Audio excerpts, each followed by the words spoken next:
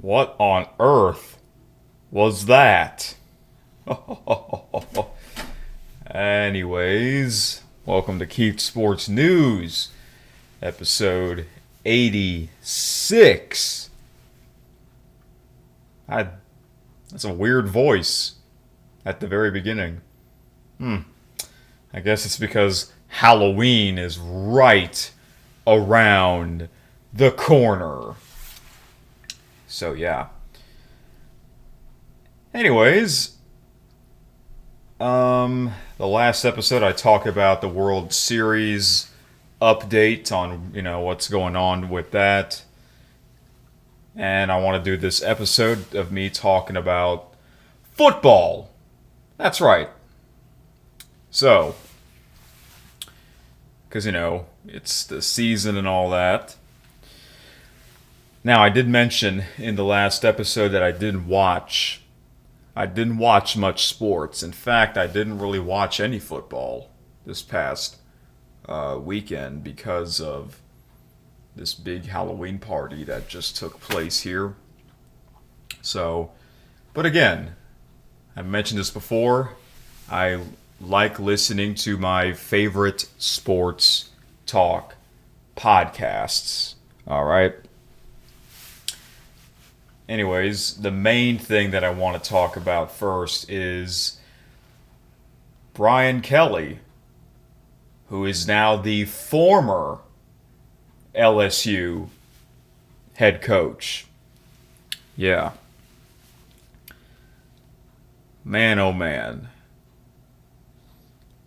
It's a shame for him that he got fired, but it was kind of expected.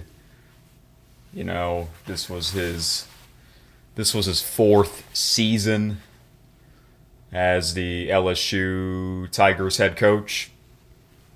And this year, I guess it was his worst season with LSU. Not too great. Not too great. LSU, they don't have a good offense. Unlike the 2019 team, they had a great offense. Yes, for sure. So, that was their best year ever, and probably the best college football team I've ever seen. 2019 with Joe Burrow. So, yeah. It's crazy. That was 6 years ago already, man. Yeah. So, another college football coach got fired. Brian Kelly.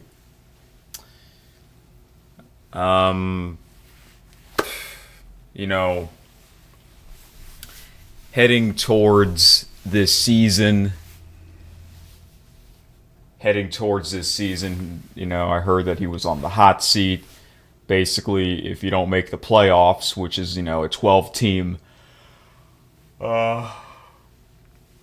playoff format, then you're gone. And they're not going to make the playoffs after what happened this past weekend.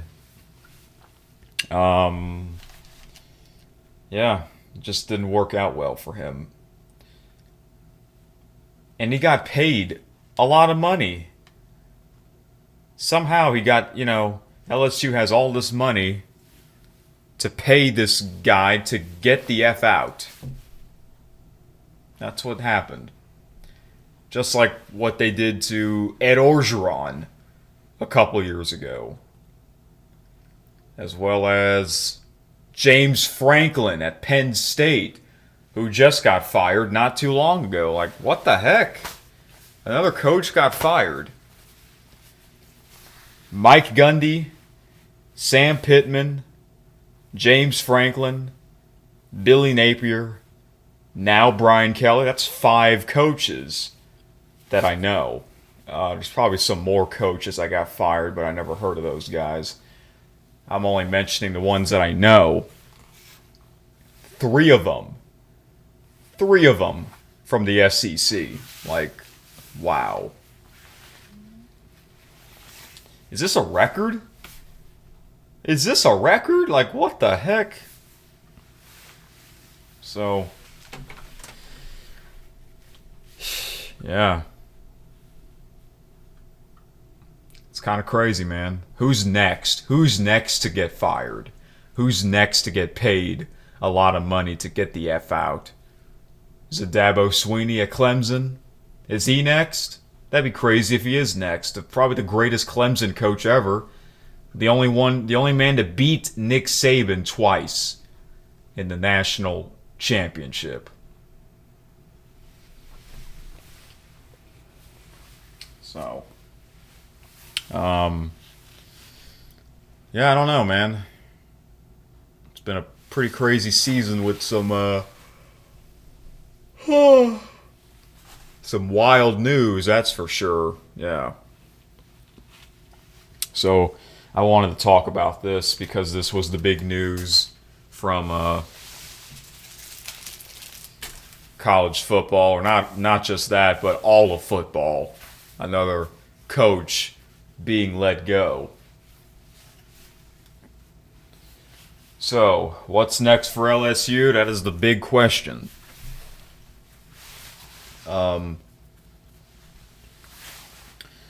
Brian Kelly, if you listen to the Paul Feinbaum show for the past couple of seasons, every Monday until he got fired, he was on Paul Feinbaum. So, yeah, I guess LSU was not a great fit for him. He used to be the Notre Dame head coach for many seasons. And I guess he kind of is like James Franklin, where he just can't win the big one. After all these years with Notre Dame, he left to go to LSU.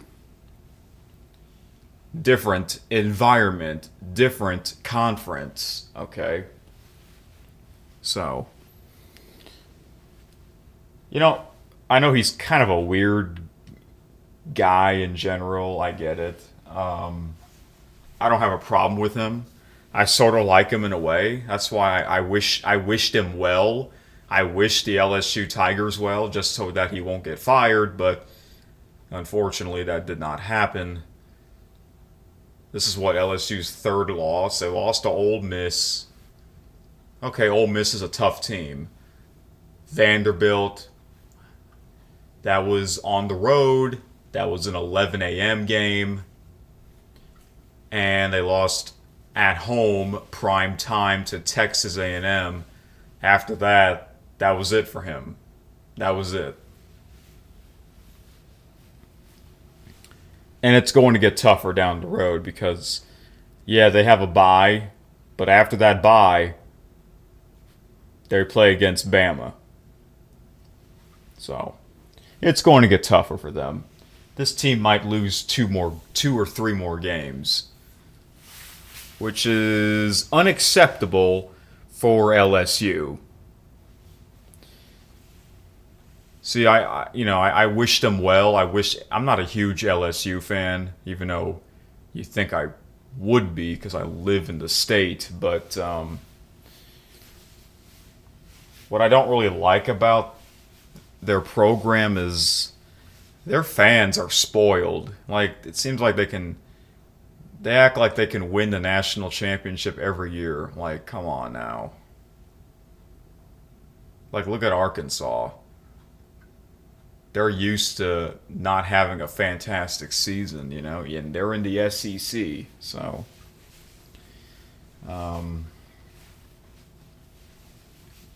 yeah, it's kind of hard to explain, but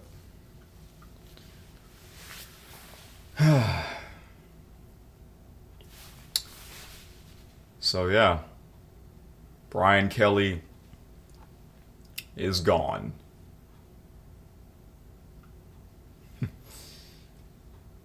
And it's kind of crazy? His first season as the LSU head coach was actually his best season.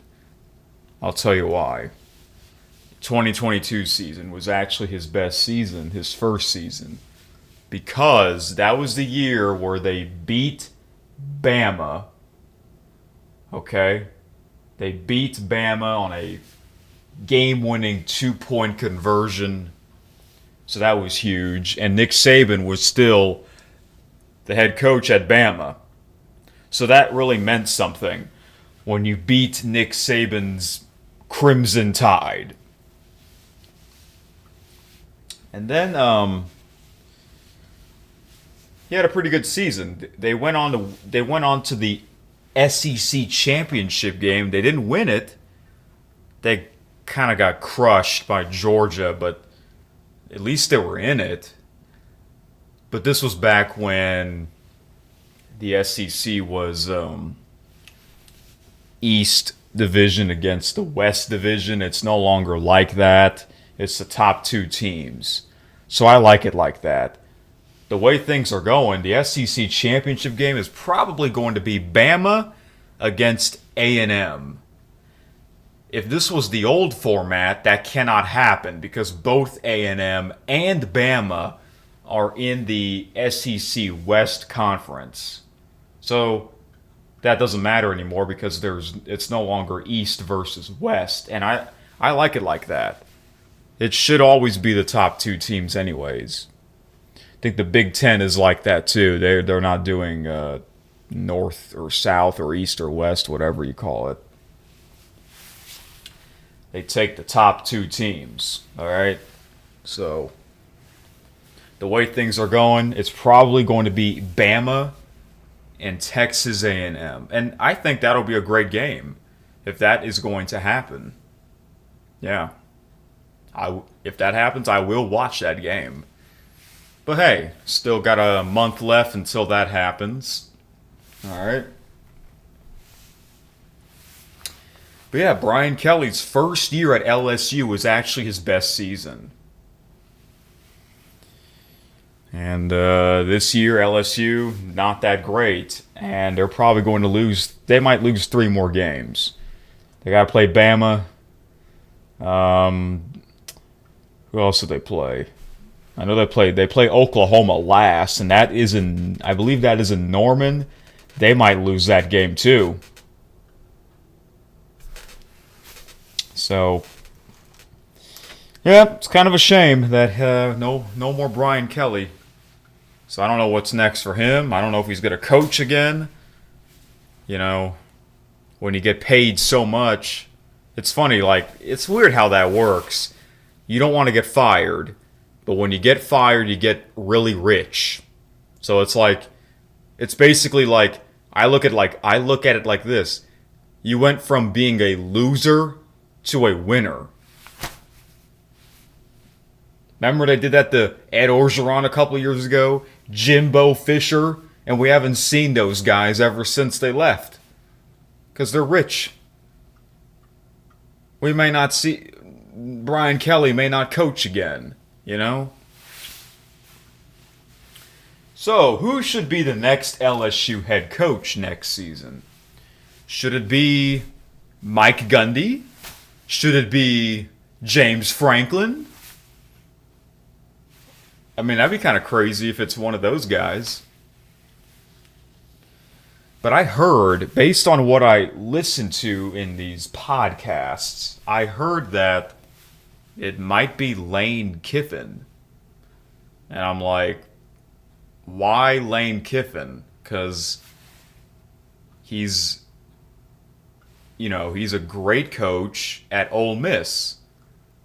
Why would he leave Ole Miss? I think he's happy with staying with the Ole Miss Rebels, but I don't know. That would be kind of weird if he becomes the next LSU head coach. I don't really see that happening, but I don't know. What about Billy Napier? What's next for him? You know, like, what the heck? It's kind of crazy.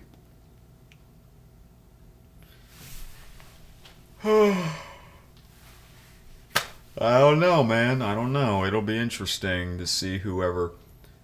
People are saying that it might be Nick Saban. because Nick Saban used to be the LSU head coach, but I don't see that happening either because he's about to be 74 years old, and they built a statue of him, and they put his name as part of the Alabama stadium. You know? But what if Nick Saban never left LSU? See, he used to be the LSU Tigers head coach in the early to mid 2000s. And then in 2005, he left to go to the National Football League, to the Miami Dolphins. He stayed there for 2 seasons. He realizes it's a lot different coaching a pro football team compared to a college football team.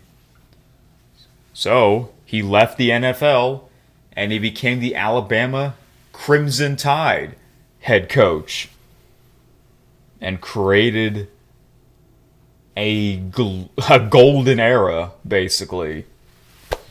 Stay there for like over 15 years, and the rest is history. But what if he never left LSU? What if he never became the Alabama head coach? LSU would have, most likely, they would have won some more national championships. So after Saban left LSU, Les Miles became the next LSU head coach. And Les Miles used to be the Oklahoma State head coach. So after he left Oklahoma State, Mike Gundy became the Oklahoma State head coach in 2005. Kind of sucks. 20 seasons later, he gets fired after all these years. Yeah, I know. And Oklahoma State is not great. This is like their worst season in a long, long time. So I don't know, just some kind of crazy coaching carousel, if you ask me. So, yeah.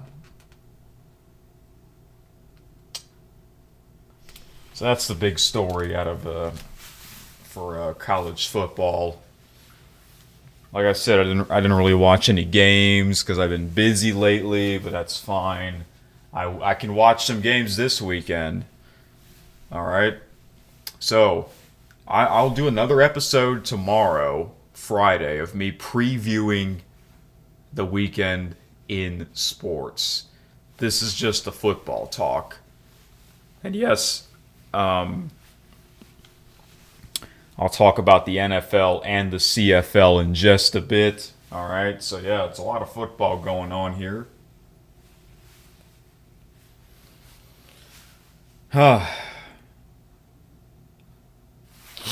The reason why, this just popped into my head, the reason why Brian Kelly left Notre Dame to go to LSU is because the 3 other coaches at LSU, they won a national championship. Nick Saban won a national championship.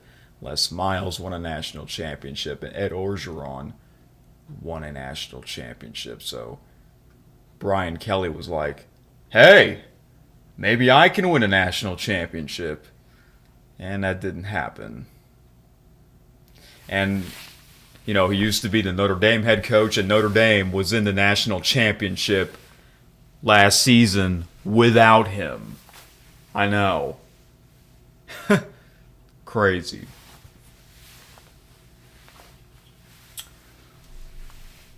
Anyways, so it's kind of crazy, man. They have all this money, they give you the money to get the F out. And that's exactly what happened.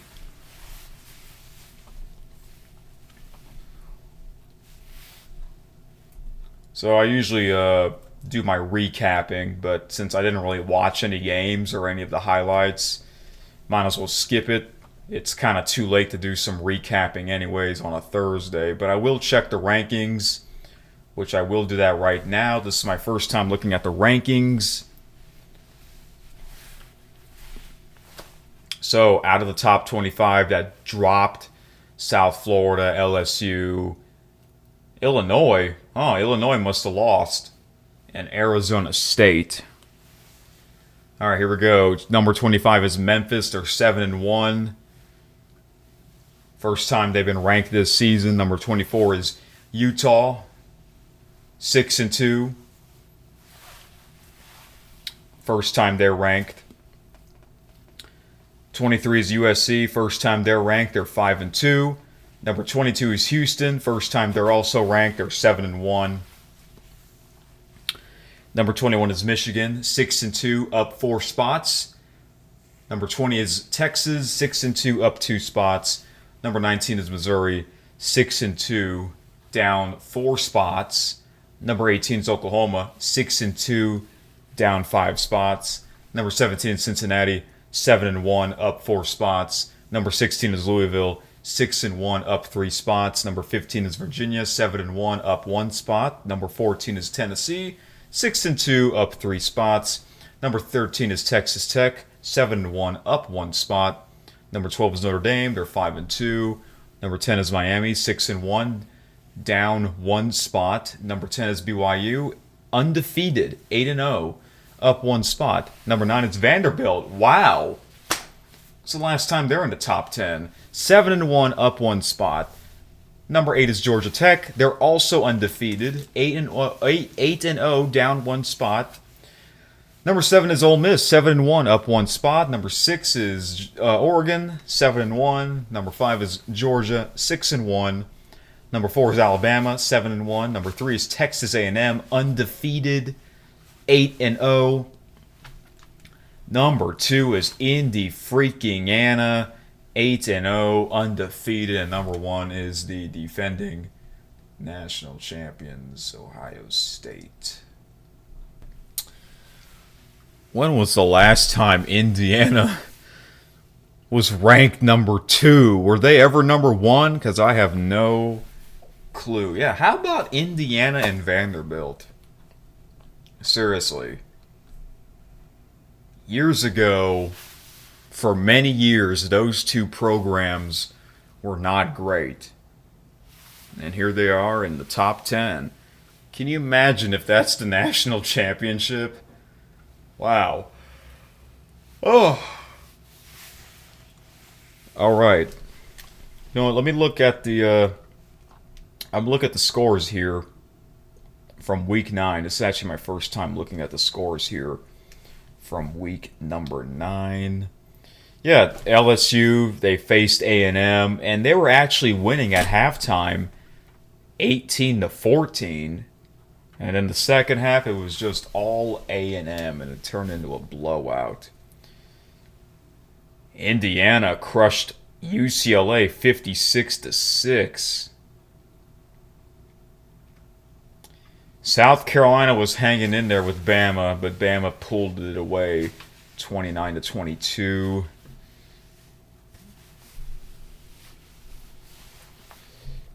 The big SEC game was Ole Miss and Oklahoma in Norman.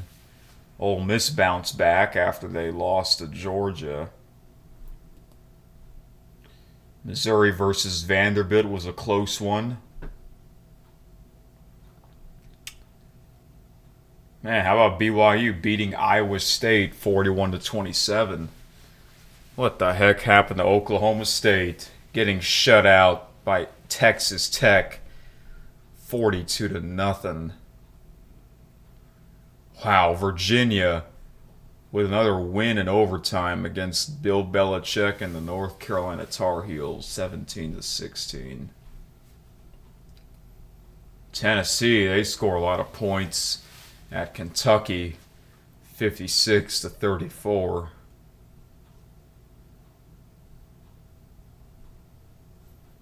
Just scrolling down here.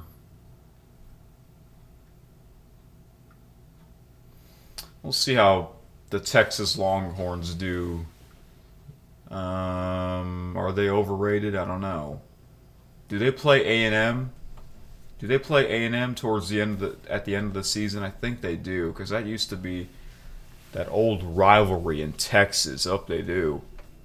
They do. That is on Thanksgiving weekend. That is a must-watch game.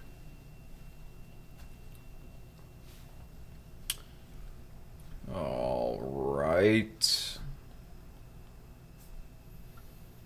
Okay.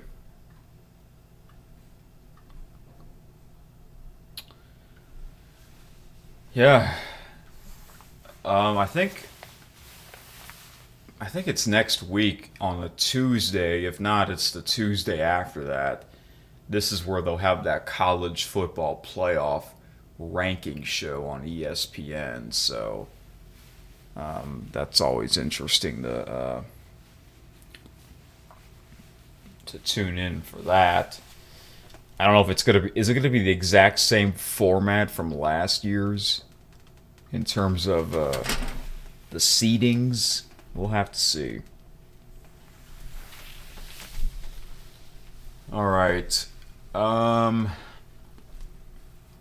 So yeah, I'll do one more episode tomorrow of me previewing the weekend.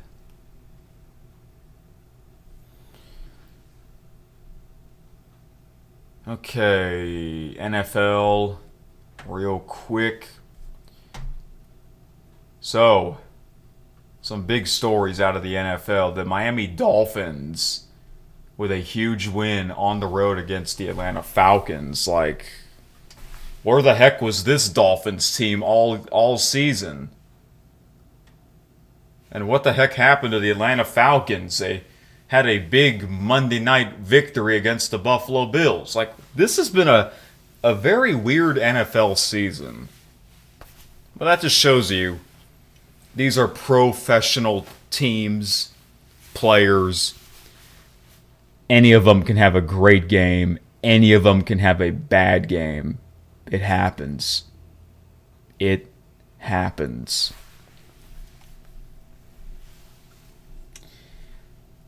The Jets, Jets have finally won a game. But they could have lost that game. Yeah, they finally won a game at Cincinnati. I didn't thought they would win that game. I thought they would probably win one or two games. Like, because I remember I looked at their schedule. Their possible wins were their home game against the Cleveland Browns and their home game against the Miami Dolphins. Other than that, I was sort of expecting them to lose their other games. So a huge win for the Jets. They won by 1 point, 39-38. Philadelphia Eagles, they bounced back, the Super Bowl champions. And the Buffalo Bills also bounced back after having a bye, crushing Carolina on the road 40-9. Baltimore Ravens got a pretty big win against the Chicago Bears, and I heard that Lamar Jackson is coming back out of injury, so that's great for them. What if this team turns their season around and they somehow go on this crazy winning streak and they'll make the playoffs? That'll be a pretty crazy. The Aints aren't good. Only scoring 3 points against the Buccaneers. Clearly the Buccaneers are going to win that division, even though that division sucks. That division used to be really good 10 years ago, and now it's like the worst. Denver Broncos scoring a lot of points against the Dallas Cowboys. How about the Indianapolis Colts? Yeah, the Indiana Hoosiers and the Indianapolis Colts. Wow. What a great year for the state of Indiana for football. But they played perhaps the worst team in the league now, the Tennessee Titans. The Titans, they should still be winless. Let me just say this. If the Titans lose the rest of their games, that means that, to me, they had a winless season. I don't care what you say. Yeah, they have one win. They should have lost that game. That's the bottom line. Should have lost that game. So if they lose the rest of their games, on their schedule. To me, that's a winless season. Yeah, I'm going to pretend that they're 0-17 if they lose the rest of their games. As a matter of fact, let's check out the Titans' schedule. All right, they play... Wow, they play... What the heck? They play 4 straight home games? What kind of schedule is this? What? They had to play 3 straight road games? Sometimes the schedule just doesn't make sense. 4 home games in a row. At home against the Chargers, at home against the Texans, at home against the Seahawks, at home against the Jaguars, at the Browns, at the 49ers, home against the Chiefs, home against the Saints, and at the Jaguars.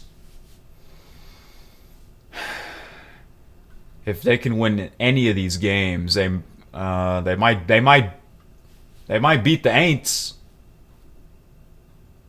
That might be their only real win if they beat those Aints. I don't know. Again, somehow the Titans can probably beat. Somehow the Titans can beat the Chiefs. Can you imagine that happening? I can't. But they can probably beat those Chiefs. Sunday Night Football was quite interesting because Aaron Rodgers and the Steelers, Rodgers was playing against his former team, the Green Bay Packers.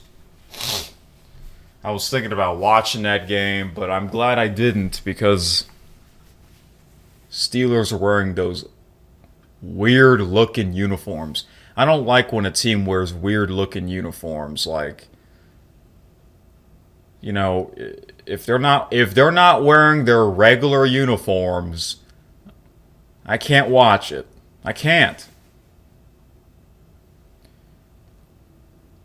So, that's just me. Anyways, but the Packers, they got the big win on the road against the Steelers.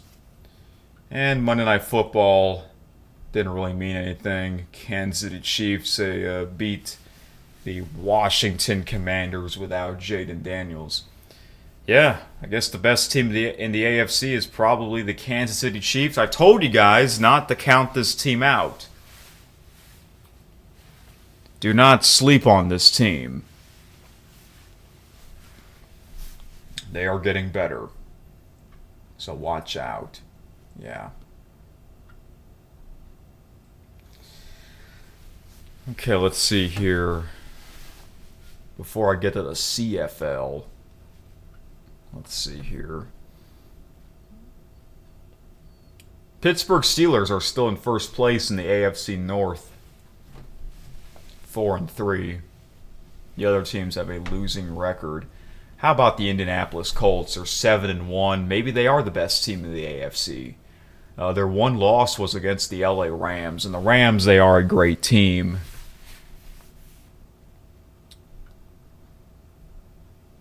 AFC West will be a pretty tight battle with the Broncos, Chargers, and Chiefs. They're all neck and neck.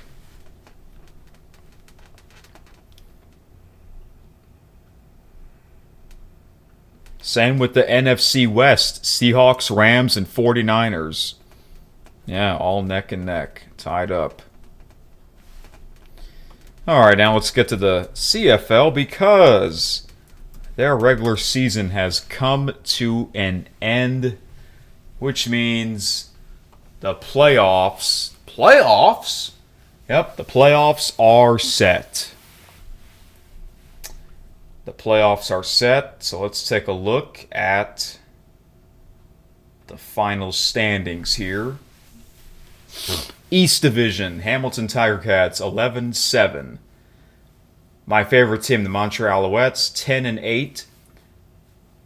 Toronto Argonauts 5-13. Ottawa Redblacks 4-14. West Division, Saskatchewan Roughriders 12-6. BC Lions 11-7, and the Calgary Stampeders are also 11-7. Winnipeg Blue Bombers are 10-8, and the Edmonton Elks 7-11.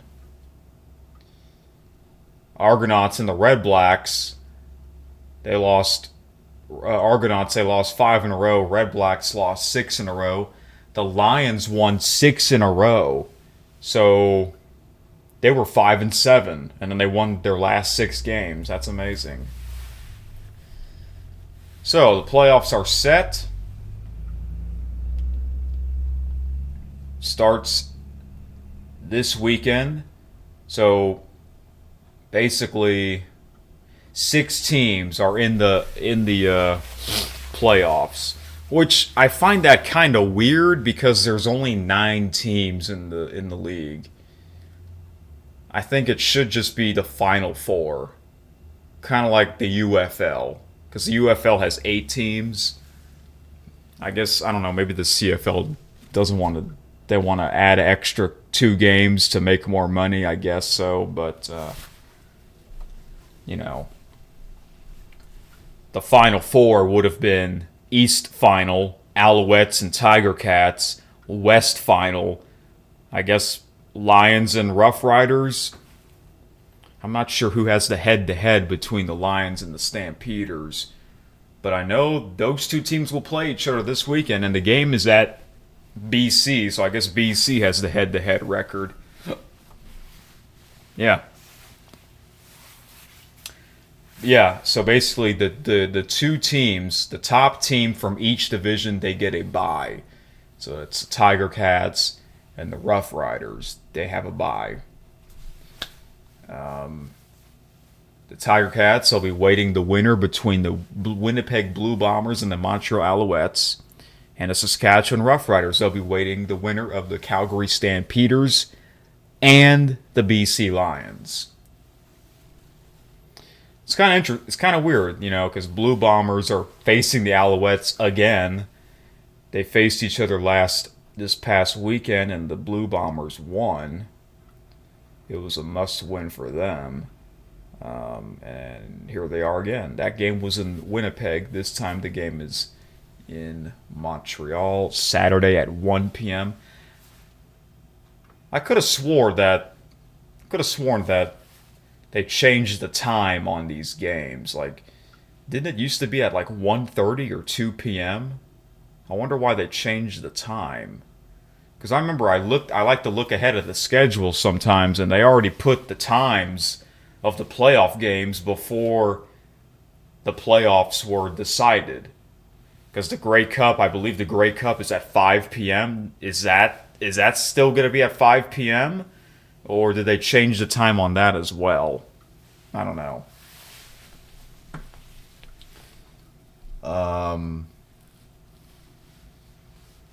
Yeah. Anyways, it'll be interesting.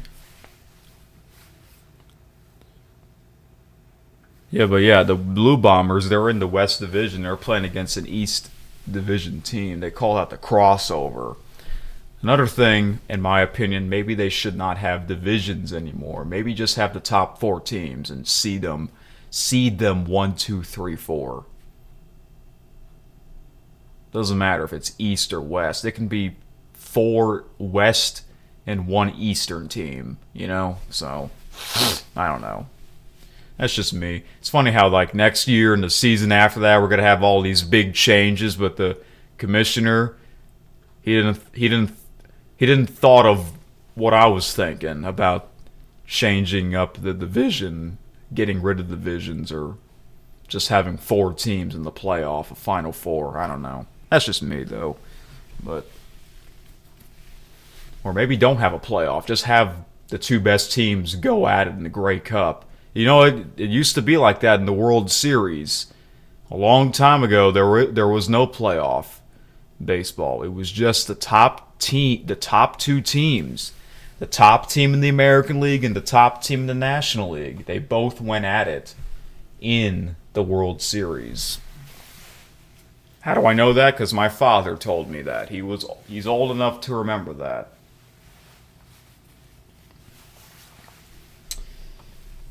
All right. And then, they added the National League Championship Series and the American League Championship Series. So they added, the Final Four, and then it was then they added the Division Series, so the Final 8. But yeah, I hope they don't. I hope they don't add any more teams in the MLB playoffs.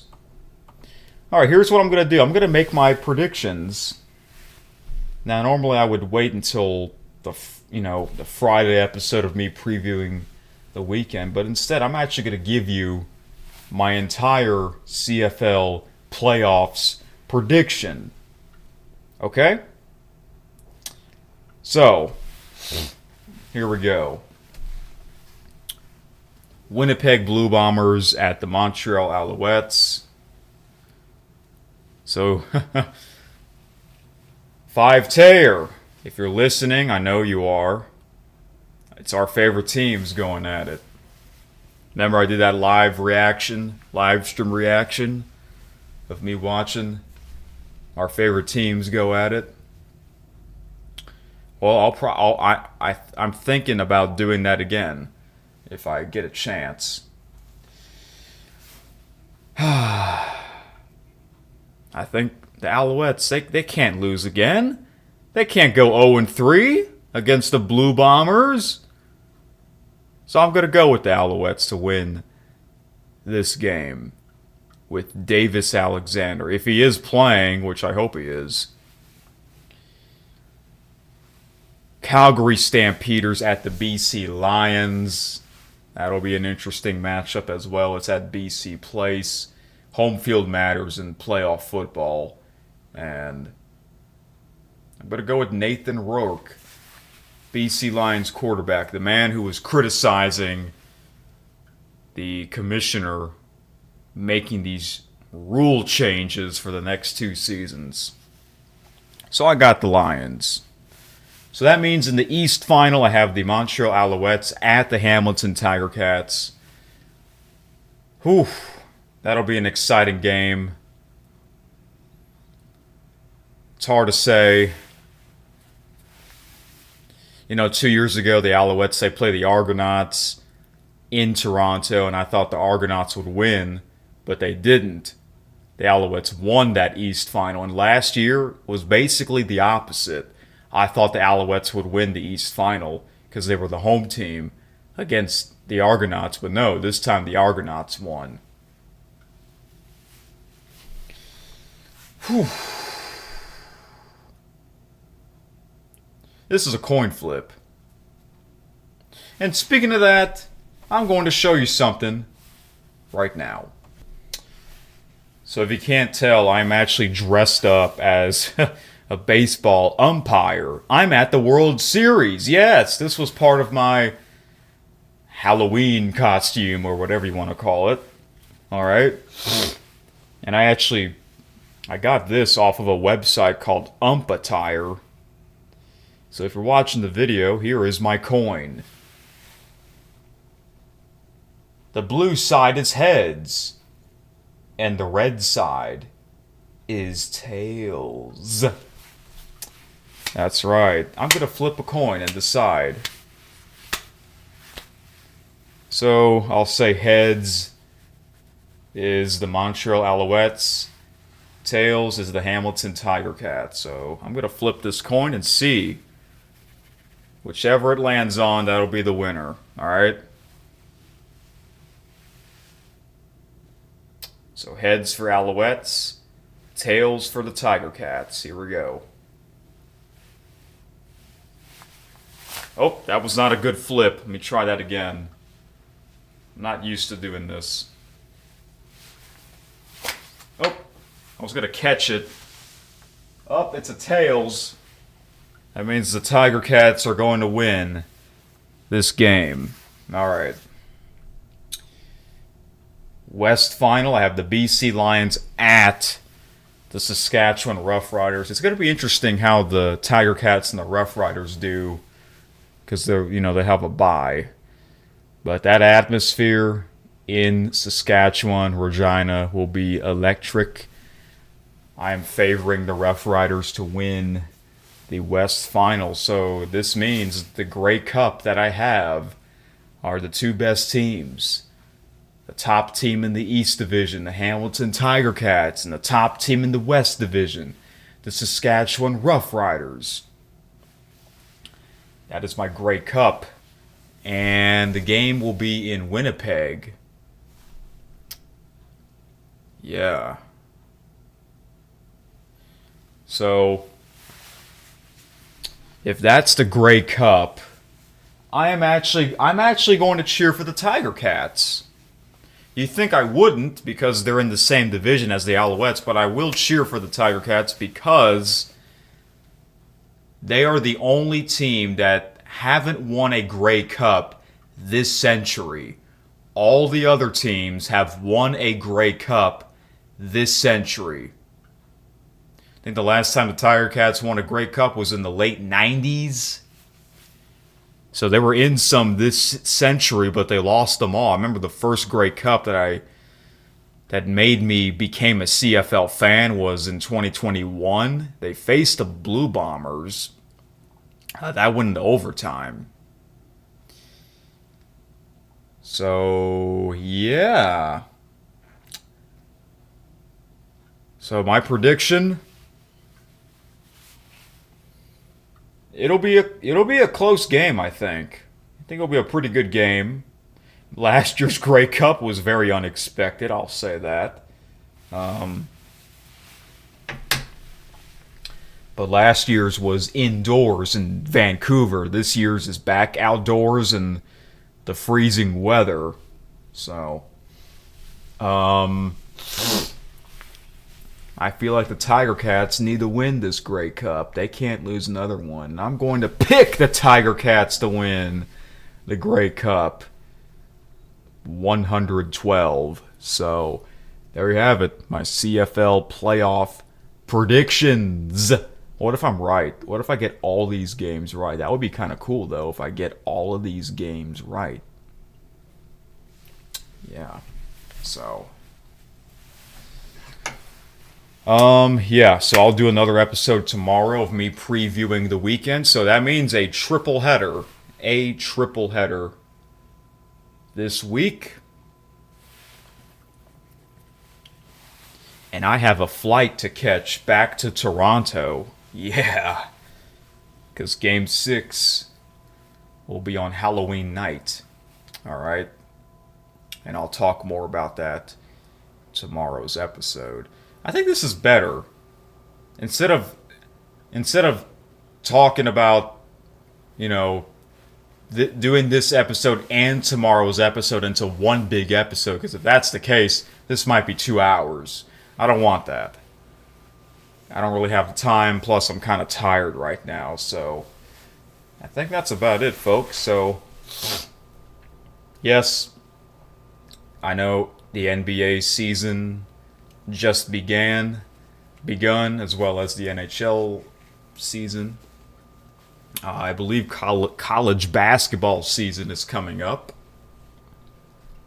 Alright. So how cool is that? We got the 4 major sports all in action this week. Or I guess the 6 major sports, if you count the MLS. Their playoffs have just begun, right? And the CFL playoffs will begin. Wow, what a great time. What a great time for sports. Adam Shine. Sporty sports, sports, sports, sports.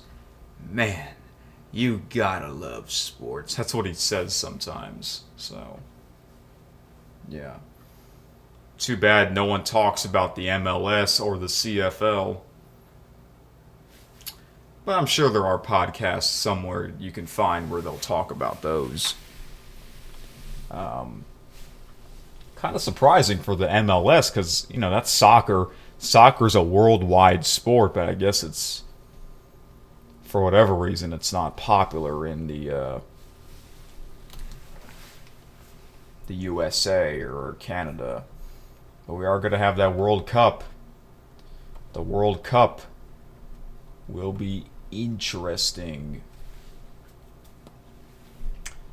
For sure. Alright. Guess that's it. No music? It's too quiet because it's Halloween, I know. What do you gotta say, Mr. Clown? We got a clown. We got a clown right here. Can you imagine a sports team named the Clowns? What do you gotta say? Don't be touching that mic. Hey.